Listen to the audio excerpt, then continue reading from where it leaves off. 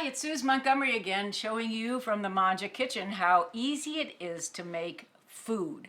Using things you have at home, in your pantry, in your refrigerator, stuff that's there. Nobody wants to go to a lot of work, but you want really good food made fast.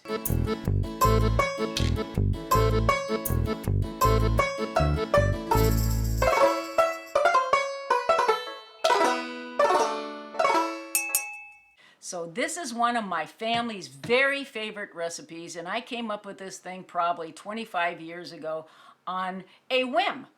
We love French fries. I'm sure you like French fries too. And French fries are one of my favorite foods, but I really sometimes feel guilty about eating all the fat, but I'm not cutting back on my 2 pounds of butter a week. So my cardiologist is still safe. She's still got a job. These are called smashers, and they are smashing. Check these out. These are baby small potatoes, okay? These are like this size. You buy these in a bag. You get them in the produce section. You go, if you got a Trader Joe's, I get them at Trader Joe's. You can get Yukons, and these are Yukons because they have a yellow center. Now, what I do with these little guys is, this is so simple. You're gonna love these. They're so good. You take these and you make a crosshatch on top of them. Put them in your microwave for 7 minutes. So you can do a whole plate of these at a time. Salt, pepper, olive oil. Cook them for 7 minutes, take them out. When you take them out, you take a folded paper towel, because you're going to throw this away because you're not cleaning, right? I'm not cleaning, you're not cleaning. And you take it and you smash it down. Hence the term smashers. So smashers here. They go on this little piece of foil so you don't have to clean again. Olive oil, salt and pepper. I put a little paprika for color. Paprika, by the way, paprika is a pepper. It's also on the Scoville scale, about a 0. Paprika is a small, long, narrow red pepper with no heat to it. So all it does is impart color. I think I've got some. Here it is. Now this paprika container is as old as my daughter, 52 years old. Yes, I have a 52-year-old daughter. And I bought this when she was born because these were really cheap. I think I got it in Pick and Save or one of those stores when you can buy them like for $1. I keep it because it's nostalgic, and I just keep refilling it. I mean, the paprika's not that old. So I put it on top of things. It's great. Paprika's good for fried chicken to give it color. You know, when fried chicken has that kind of brownish, golden hue, that is paprika.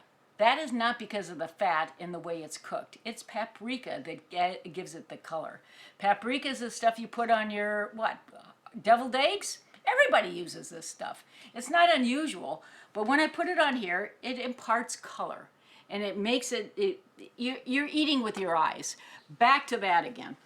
Visually, everybody eats with their eyes. I mean, if it doesn't look good, you're not going to eat this, right? You're going to love it because it looks good to you. It looks appealing.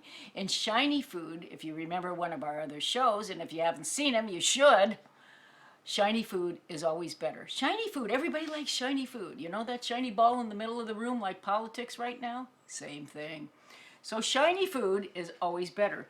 So these smashers can be used multiple ways. You can use them in lieu of French fries. They're healthy, they're fast, they're quick. Throw away the foil. But they also can be embellished. So you can put on here maybe a dollop of goat cheese for an appetizer. You can put a little bit of parsley for color on there. Parmesan cheese. You can put cheddar cheese on here. You can put anything you want to on here to dress it up to make it an appetizer. Your mind can go anywhere with this. Just play with your food. Please play with your food. I mean, just don't be limited by buying a cookbook, looking at it and going, okay, I think I can make that. Well, then you look at it and you go, too many steps. I'm not doing that. Well, I get that. I've had over 2,000 cookbooks. I don't use the recipes.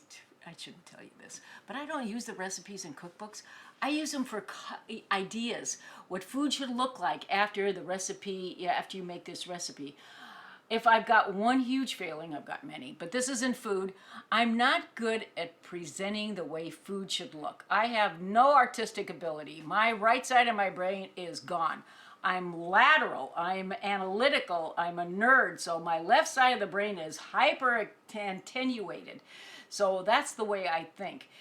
It's probably not like everybody, and most chefs are not like that. Most chefs are all right-brained people. Chefs have personalities, and we can get into this with the show. Boy, can I give you stories. All day long I can give you short stories about working. Look at Anthony Bourdain. He made a living out of making stories in kitchens and cooking for a living. I probably have more than he did because I'm older than he is. Well, he's gone now, but I'm older than he is, and I've spent my life in kitchens. Family kitchens, restaurants, my own, catering kitchens. I've got an extensive background in food, and I love playing with food.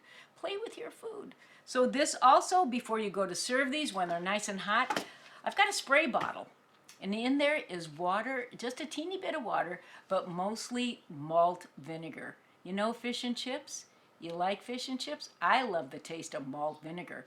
I spray it before I serve it with malt vinegar when I do a piece of fish. Everybody's like, wow, it's like fish and chips. You can do this. Salt and pepper, easy. Smashers, you can do this. Even the least talented of you that is watching this can make a smasher, I guarantee you.